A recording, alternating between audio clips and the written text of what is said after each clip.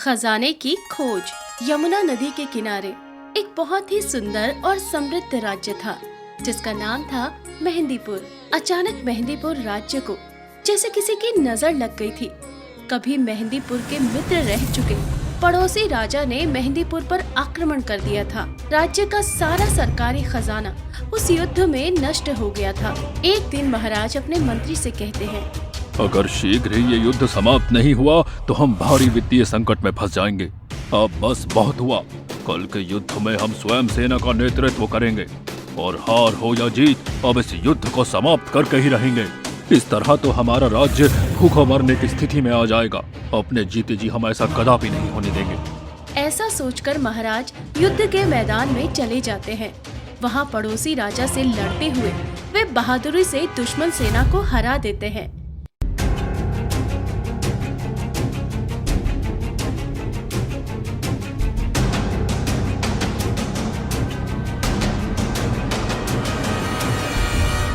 महामंत्री, ये युद्ध तो समाप्त हो गया, किंतु हमें इतना गहरा जख्म लगा है कि लगता है अब हमारा ठीक हो पाना संभव नहीं है। राज्य भारी आर्थिक संकट से जूझ रहा है और मैं मृत्युशैया पर लेटा हुआ हूँ। आज मैं बहुत असहाय महसूस कर रहा हूँ। ऐसा क्या करूँ जिससे मैं अपनी प्रजा को इस संकट से उबार सकूं? मैं अपनी प्रजा को इस तरह की स्थिति में छोड़कर नहीं जा सकता। प्रजा तो मेरे लिए संतान की तरह है, उनका दुख मैं नहीं देख सकता। आप ऐसा क्यों सोचते हैं महाराज? अवश्य ही इस समस्या का कोई ना कोई हल मिल जाएगा। अभी आप आराम करें। अधिक तनाव लेना आपके स्वास्थ्य के लिए हानिकारक है। हाँ, किंतु इस युद्ध में वे बुरी तरह घायल हो जाते हैं। अपने राज्य को आर्थिक संकट से उबारने के लिए महाराज दिन रात सोच में डूबे रहते हैं। फिर एक दिन उन्हें एक युक्ति सूझती है। महामंत्री, आज से तकरीबन 40 बरस पहले की बात है। हमारे पिताजी सीमा पर लगे राज्य से युद्ध जीतने के बाद खजाना लेकर मेहंदीपुर के जंगल से गुजर रहे थे। उनके पास बेशकीमती खजाना था, लेकिन उसी रात जंगल में भयानक भूकंप और तूफान आया जिसमें उनके सैनिकों सहित मृत्यु हो गई। बाद में उस खजाने को तलाशने की बहुत कोशिश की गई, किंतु वो किसी को भी नहीं मिला और इस तरह वो बात वहीं खत्म हो गई। हमें लगता है आज भी वो खजाना उसी जंगल में दफन है। यदि संकट की इस घड़ी में वो खजाना हमें मिल जाए तो हमारी समस्या हल हो सकती है। आप राज्य से लगे हुए जंगल में ये घोषणा करा दो कि जो भी पशु पक्षी उस खजाने का पता लाकर हमें देगा, हम उसे उचित इनाम देंगे। महाराज की बात सुनकर मंत्री जंगल में घोषणा करा देते हैं। सिपाहियों की घोषणा को पेड़ पर बैठा एक बूढ़ा गिद्ध सुन रहा था। सिपाहियों के जाने के बाद गिद्ध पशु और पक्षियों की एक सभा बुलाता है। साथियों, मेरा पूरा जीवन इसी जंगल में बीता है। मैं इस जंगल के हर कोने से अच्छी तरह से वाकिफ हूँ। मैं तो अब बूढ़ा हो गया हूँ, इसीलिए इस खजाने की खोज में आप लोगों का कोई साथ नहीं दे पाऊंगा, किंतु मैं अपने अनुभव से आप सबकी मदद अवश्य करना चाहता हूँ। तो बीनू काका, क्या आप जानते हैं कि वो खजाना हमारे जंगल में कहाँ छिपा है? नहीं नहीं मिंकू, लेकिन मेरा अनुमान है कि जिस समय महाराज जंगल से गुजर रहे थे और जंगल पर वो आपदा आई तो उन्होंने अपना बचाव करने का उपाय अवश्य ही किया होगा। महाराज बहुत दूरदर्शी थे, इतनी आसानी से वे खजाना बर्बाद नहीं होने दे सकते थे। जरूर उन्होंने उसे किसी सुरक्षित स्थान पर छिपाया होगा। हमें बस अब किसी ऐसे स्थान के बारे में सोचना है जहाँ पर खजाना छिपा हो सकता है। बीनू गिद्ध की बात सुनकर सभी पशु पक्षी उनकी बात से सहमत हो जाते हैं। अरे वाह बीनू दादा, आपने बिल्कुल सही कहा। आपकी बात बिल्कुल सत्य है। तो अब हमें क्या करना चाहिए? मिंकू, सबसे पहले तुम मेरे साथ चलो। जंगल के पिछले हिस्से में जहाँ गुफा है, मुझे लगता है उसके आसपास कहीं पर खजाना छिपा हो सकता है। तुम मेरी मदद कर सकते हो। लेकिन बीनू काका, ये गुफा तो हमेशा से इस पत्थर से बंद रही है। कोई भी इंसान इसके अंदर कैसे जा सकता है? तुम सही कह रही हो पिंकी, लेकिन ऐसा भी तो हो सकता है कि भूकंप आने से पहले इस गुफा का मुंह खुला रहा हो और भूकंप आने पर ही ये बड़ी चट्टान इस गुफा के मुंह के पास आकर रुक गई हो, जिससे कि इसका प्रवेश द्वार हमेशा के लिए बंद हो गया हो।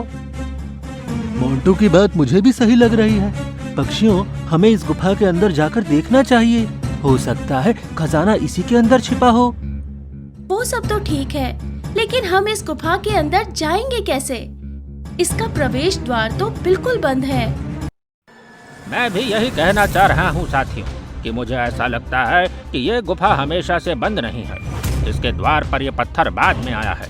हो ना हो खजाना इसी के अंदर है। पहले हम मिंकू हाथी की मदद से इस पत्थर को हटाएंगे, उसके बाद हम गुफा के अंदर खजाने की तलाश करेंगे। शायद हमारा अनुमान सही निकले।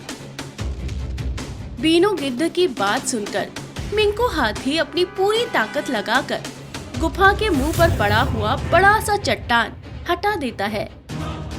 गुफा अंदर से बहुत संकरी है, इसलिए मिंकू तुम गुफा के अंदर मत जाओ। तुम्हारा अंदर जाना सही नहीं है। मुझे ऐसा लगता है कि हम में से कुछ को गुफा के अंदर जाना चाहिए और कुछ को बाहर ही इंतजार करना चाहिए। अंदर न जाने किस संकट का सामना करना पड़े। अगर कुछ लोग बाहर होंगे तो मदद के लिए अंदर जा सकते हैं। इसके बाद किट्टी बिल्ली, राजू तोता और मोंटू बंदर गुफा के अंदर खजाना तलाशने के लिए चले जाते हैं और बाकी के जानवर बाहर इंतजार करते हैं। लेकिन अंदर उनका सामना एक और बहुत बड़ी समस्या से होता है। गुफा के अंदर एक बहुत बड़ा शेषनाग उनको दिखाई पड़ता है।